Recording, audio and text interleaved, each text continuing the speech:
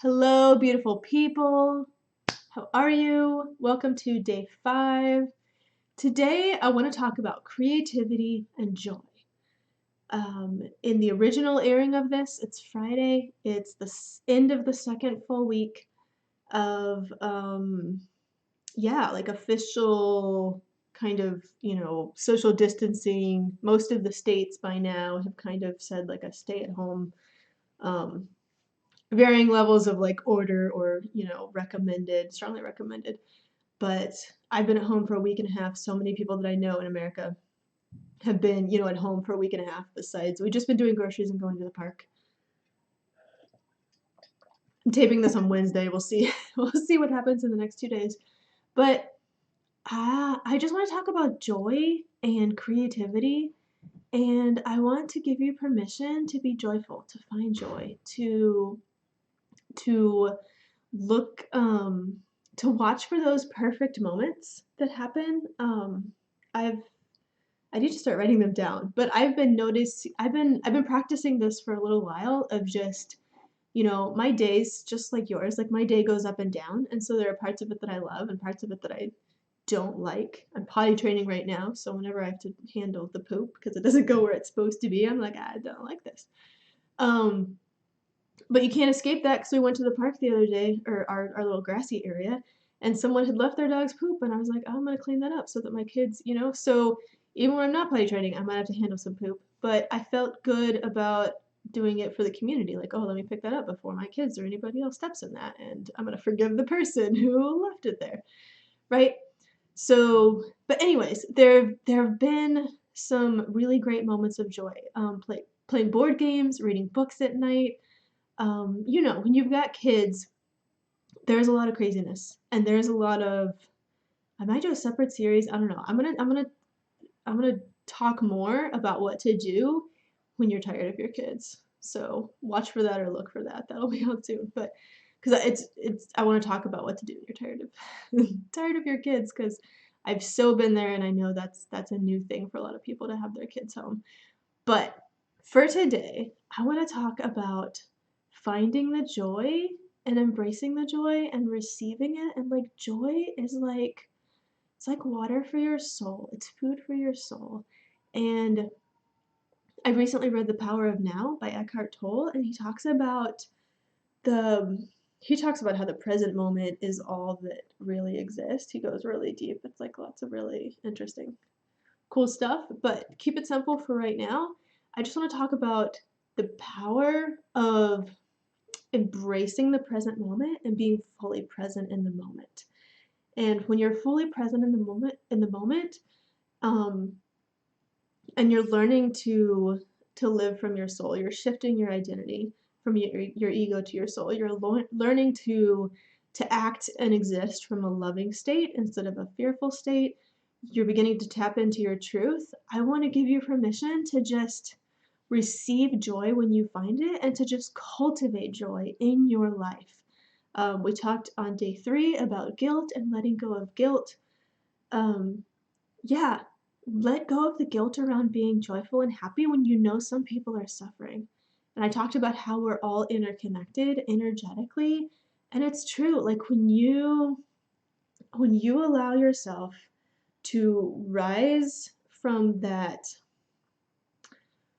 rational, fearful, striving, ego-based, fearful mindset, when you allow yourself to rise from that into a loving, spirit-filled, non-judgmental, accepting state of life, it's challenging. A lot of things change, your values change, but when you energetically impact the universe positively, and it's energetic, but it's also a domino effect. You will, what are the words? Like, you set the mood in your house, right? And you set the mood for your kids and your family. And before I learned to really accept this piece for myself, there was a doorway for me where I started to think like, wait, don't my kids deserve to have a joyful childhood? Well, yes. Well, I need to let myself be joyful so that I can facilitate a joyful environment for them, right? And that's a good place for it to start. But then, you want to get to a place where you receive the truth too, that you deserve to walk in joy, to have happiness, to be at peace. Um, when you're living from that ego mindset, you're under the lie that you're like intrinsically at some level not worthy. Doorbell keeps ringing. Um, that you're not that you're not truly worthy, that somehow that you're a sinner, that you need to suffer. And the truth is that we need to let go of that mindset in a certain way. There's a certain thing that I think has been taught in our culture, or that I think it was freeing to the generation or generations before us, but it's become bondage to us. And I don't want to get into that either. But I really think it's time to free ourselves, to let go of worrying about following a formula and following all the rules. And um, I've heard it said that we have a soul sickness in the West of just this over prioritizing, and just this I don't know, just too much priority, almost deifying reason, I guess. Just this elevating reason to just this like unnatural place. And part of this journey that we're on is bringing back into balance the heart and the mind. And yeah, I don't want to get off onto that. If you want more on that, you can read my book, Becoming Spiritual, Alicia Eichmann. It's on Amazon. Um, anyways, back to this, where I'm at 6 minutes. Okay, so let's talk about creativity a little bit.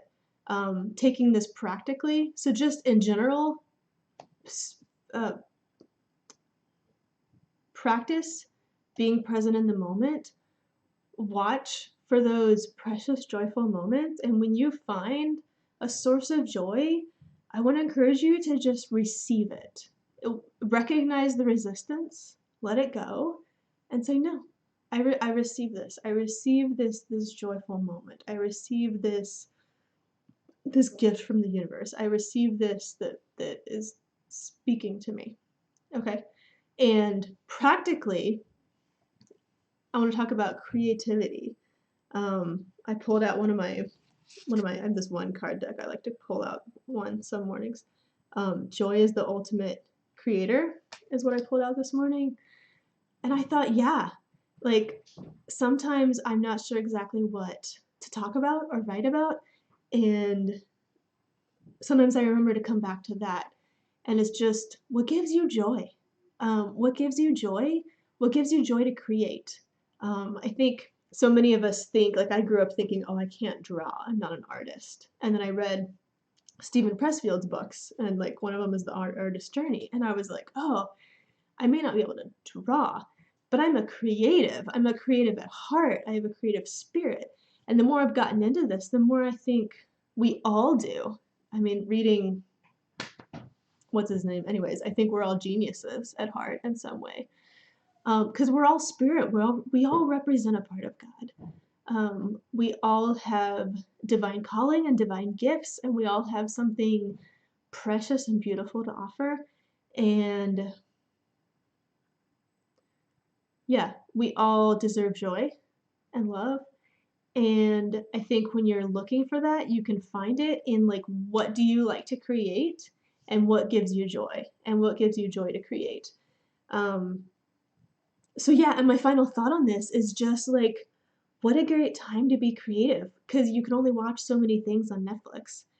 And I mean, this has long been a theme for my husband and I, kind of, I mean, I'm constantly, wrestling with like, do my kids do too much screen time, and let's do more creative things, because, life is real. But like one of our values as a family has always been just this idea of let's consume a little bit less and let's produce more. And even in the technology we use, sometimes we explain to the kids, like, the tablet is something you use to consume. But when you got computers with a keyboard and a mouse and some software, you can produce things. And so our kids have tablets, but they also have computers. Um, super basic and expensive Raspberry Raspberry Pi computers. but they're learning to type and learning to like Photoshop things. And I just want to encourage you, one of the super exciting opportunities in, being stuck at home, as it were, is to like, so like we have more space, right? So many things have been canceled, so many things have been taken out. And this is a temporary season. I don't know if it's going to be a month or a year, probably somewhere in between. We're going to go back to normal. We're going to figure out the economy. We're going to figure out the virus. There's going to be a vaccine. We're going to figure all this out. And I really believe this is a sacred season. And one of the clearest opportunities is just all the busyness has been taken away. And I think, to me, first, I've said this, the first biggest challenge is it gives us the opportunity to face ourselves, which is what this whole thing about. But I think practically the biggest opportunity is this time that it creates for us and this mental space. I mean, even if you're working during the day, there's so many things that you're not doing. We just have more space and more time. And I want to encourage you to follow your heart, follow your joy, take some time to paint or to draw or to write or to garden or whatever it is that you love to create that gives you joy. I believe it's a spiritual truth that you cultivating joy, as we all do that, as we cultivate joy, that enhances. I know this truth internally, but I've not gotten good at voicing it yet. But I just want to say it matters, and humanity can feel it. And the collectiveness of humanity rises when we live out of love. Like for every one of us that makes that shift from that fearful place to that loving place, it affects all of humanity energetically. And that is the mission, that is the journey that we're on. I believe that's the task set in front of our generation, is to make that shift and to press the envelope and to follow God forward into the next stage of our evolution, um, as a species. And I won't get into that because I've already talked about that, but I should probably wrap this up. I love doing these videos because I'm finally feeling unblocked to just speak my truth to the people that are meant to hear it. So, sorry. I love you. I pray for you. I release you to find your joy and to cultivate joy. And I speak grace into you to release your doubt and your fear and your guilt. And I just speak freedom into your heart to. I pray that this would be a catalyst, that this season would be a catalyst, and that it would jar you, it would shake you, and that it would launch you into a new stage of a new state of being for you. And there's no doubt this coronavirus event is going to be a watershed moment in our country for us politically and economically, but I really believe that it is intended to be a watershed moment for you and I spiritually. And I just call that into existence for you, and I bless you on your journey.